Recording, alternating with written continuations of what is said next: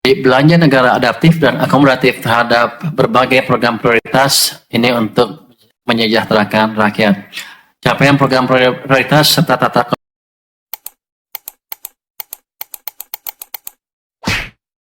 kelola yang terjaga selama ini kita jaga terus, sehingga di akhir tahun defisit seperti saya bilang tadi tetap di 2,9% tanpa menghilangkan stimulus yang diperlukan oleh perekonomian, sehingga masyarakat kita tetap bisa menikmati ekspansi ekonomi di tahun 2025 yang lalu.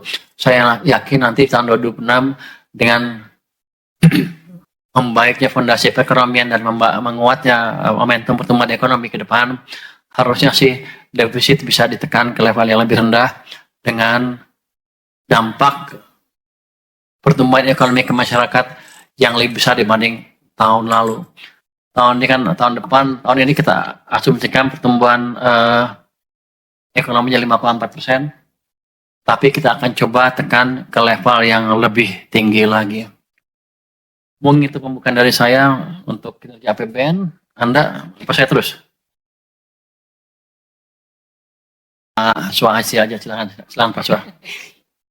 Terima kasih Pak Menteri, teman-teman media semua, selamat tahun baru. Moga-moga liburan tahun barunya sukses. Kita mulai tahun baru 2026. Namun kita lihat 2025 dulu. Jadi apa yang disampaikan oleh Pak Menteri tadi, realisasi sementara 31 Desember telah dilaporkan kepada Bapak Presiden. Dan kita lihat kalau dinamikanya ada yang angka APBN, ada outlook lapsem, itu adalah laporan semester di pertengahan tahun, dan realisasi sementara 31 Desember. Kalau kita tadi ditutup dengan 2,92% realisasi sementara, tapi dinamika yang terjadi sepanjang tahun bisa kita gambarkan rekap sedikit di slide nomor 13. Jadi Oktober 2024 adalah pemerintahan Bapak Presiden Prabowo dan Wakil Presiden Gibran, dan pemerintahan ini menyelesaikan APBN 2024 dan mempersiapkan 2025. Januari mulai, 6 Januari adalah MBG, lalu penyesuaian tarif PPN 12%. Inilah beberapa hal yang punya efek kepada APBN. Inpres 1 2025 tanggal 22 Januari itu adalah efisiensi dan juga pencadangan 306 triliun. Bulan Februari ada Undang-Undang 1 2025, dan di kuartal 1 kita keluarkan juga stimulus 33 triliun. Isinya ada beberapa hal. Teman-teman media pasti sudah mengcover di awal tahun yang lalu. April ada Liberation Day-nya Presiden Trump, lalu kemudian seluruh dunia menjadi cukup jumpy tentang tarif resiprokal Amerika Serikat. Juni kita keluarkan lagi paket stimulus 24 triliun. Juli kita keluarkan laporan semester yang tadi kolom yang lapsem. Perkiraan defisitnya menjadi 2,78%. Lalu kemudian program-program prioritas pemerintah tetap kita jalankan. Sekolah rakyat, peresmian koperasi desa, koperasi kelurahan Merah Putih. Lalu kalau kita forward, Agustus ada demo, September ada reshuffle, penempatan dana 200T ke Bank Himbara dan BSI, paket stimulus Q3. Lalu di Desember ada paket stimulus Q4. Dan kemudian kita tutup tahunnya dengan tadi seperti sampaikan Pak Menteri, defisit APBN 2025 sementara 2,92% dari PDB. Kalau kita rekap, saya ingin merekap yang stimulus. Slide berikut. 1, 2, 3, 4 ini adalah antisipatif dan responsif terhadap kondisi perekonomian. Kalau perekonomian itu sedang kita lihat membutuhkan, ya tentu kita on top dari apa yang telah dianggarkan dalam APBN, kita lakukan stimulus fiskal.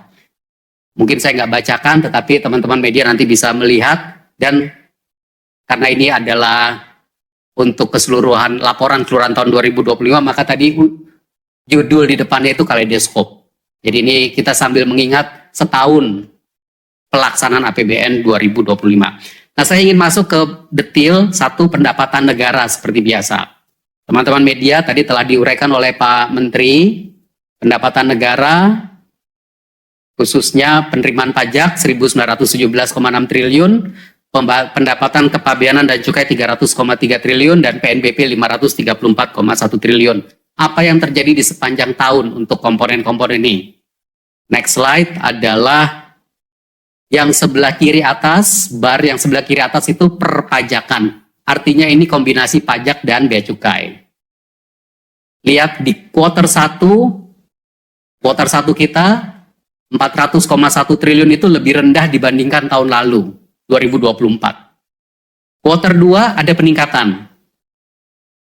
Kuartal 3 lebih rendah lagi.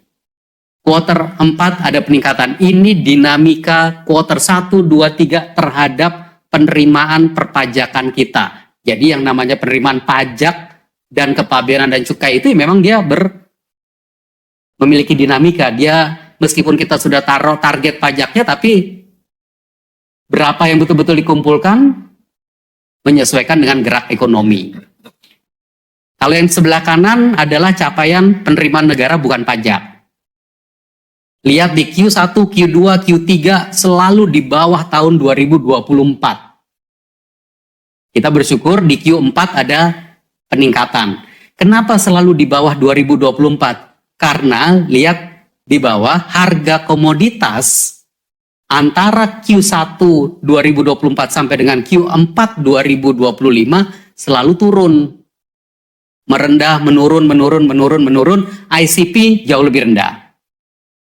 $80 di Q1 2024, $62,5 di Q4 2025. Kalau harga minyak menurun, ya penerimaan negara dari minyak juga menurun. Batu bara juga seperti itu, malah dinamikanya sempat naik sedikit, tapi kemudian turun lagi di 2025.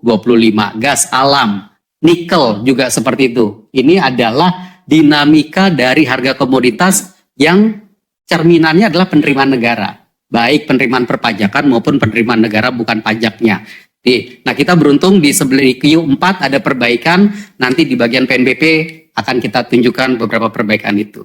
Khusus mengenai penerimaan pajak tahun 2025, 1.917,6 triliun. Kalau kita seperti bulan-bulan yang lalu, saya selalu menampilkan angka bruto dan angka neto. Angka bruto penerimaan pajak itu tumbuh 3,7%. Angka neto penerimaan pajak adalah minus 0,7%. Jadi di bawah 2025 itu di bawah 2024. Namun kalau kita bagi antara semester 1 dengan semester 2, ini yang di sebelah kanan. PPh badan itu kalau Q1-nya itu minus 10% dibandingkan 2024. Q2-nya membaik 2,3. PPh orang pribadi dan PPh 21 juga seperti itu. Semester 1 minus 19,4%, semester 2 membaik ke 17,5%. PPh final, PPh 22, PPh 26 juga seperti itu. Semester 1 tekanannya itu cukup tinggi, tapi ada perbaikan di semester 2. PPN, PPNBM juga ada perbaikan di semester 2. Ini dinamika perekonomian yang tercermin di dalam penerimaan pajak kita. Nah, karena itu inline dengan tadi Pak Menteri menguraikan tabel mengenai sektor keuangan, inflow, SBN, SRBI, dan juga saham. Di Q4 itu membaik. Kita juga berharap, dan itu inline, dia sejajar dengan di dalam penerimaan pajak kita di Q3 dan Q4-nya membaik. Ini menjadi modal kita masuk ke 2026, perbaikan dari kondisi ekonomi. Kalau kita lihat penerimaan pajak menurut sektor, beberapa sektor yang besar, yang utama